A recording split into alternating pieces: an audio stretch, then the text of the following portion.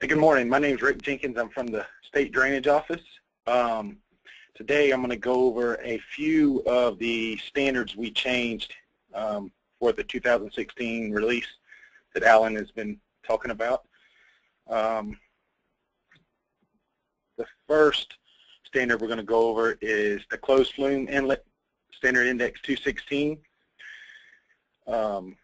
This standard, what caused us to make this change is someone come to us, and or actually there was a couple reasons, but the first reason is we noticed, and can they see this mouse? If you look at my mouse here, you can see the grading here where the flume comes out of the back of the inlet. This grading shows it at the top of the flume. It doesn't show it connecting to the invert or the flow line of the flume.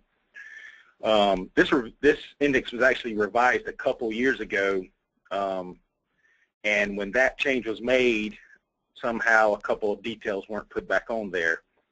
And one of the details is this toe wall that, if you see in this detail, you can see the toe wall shown here. Well, it wasn't specified anywhere on the standard, so we had to add a detail for that toe wall. This is sheet 2. Basically, we're just rearranging some things on sheet 2. If you see here now, the grading actually ties back into the inlet or to the invert of the flume, and we added this detail to show the toe wall. We also showed the toe wall in the top view, and I know it's hard to read on here, but it's actually dimension. It tells you the size of the toe wall. Once again, note the sheet 2, basically we moved the details that had to do with the flume without a sidewalk, and we moved all those details on the sheet 2, so it was mainly just moving things around. Next index I want to talk about is the U-type concrete end walls, index 261. This change was really minor. It was brought to our attention that one of the values here in the table was incorrect, and so we updated that value.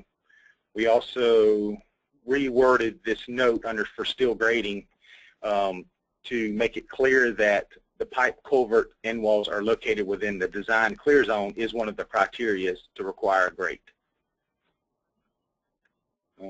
Here you can see, or I know you can't read the text here, but we actually updated that number and we reworded that note. Our next standard was standard index 281, ditch pavement and sodding. This is the standard we probably made the most changes to here in drainage. The issue with this change, or what brought about this change, was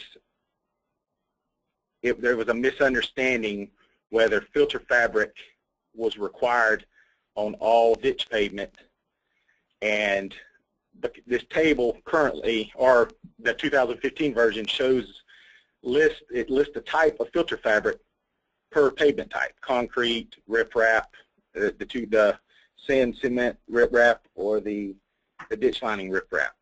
The miscellaneous asphalt does not have a filter fabric type listed, therefore it's not required. Also, to help with the confusion, was note 7. There are two notes basically combined here, so we went in and reworded these notes to make it a little more clear on that the filter fabric is required on all applications except miscellaneous asphalt. Here's our markups. We added asterisks to this table, actually labeled it table 1 for the ditch pavement. Said the filter fabric is required for all applications except miscellaneous asphalt. We removed a lot of these details, showed pieces of filter fabric, which was confusing as well, because then people were thinking that that's the only place that filter fabric is required. Once again, it's actually required everywhere except where miscellaneous asphalt is used as ditch pavement. We broke note 7 into 2 notes. One talks about when weep holes are used, that's not a requirement. Weep holes don't have to be present to have filter fabric, and that's what one of the misunderstandings were.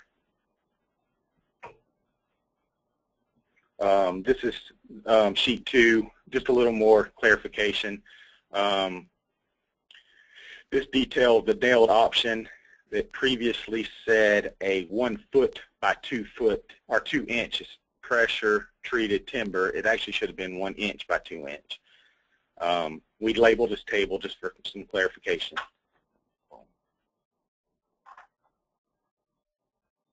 Okay. Yeah, and here's your new sheet. This has the markups that I just shown you before. It has the asterisks added. We delete the reference to the filter fabrics in the details, and we updated the notes. And here's sheet 2 updated like the markup showed. That's all I have.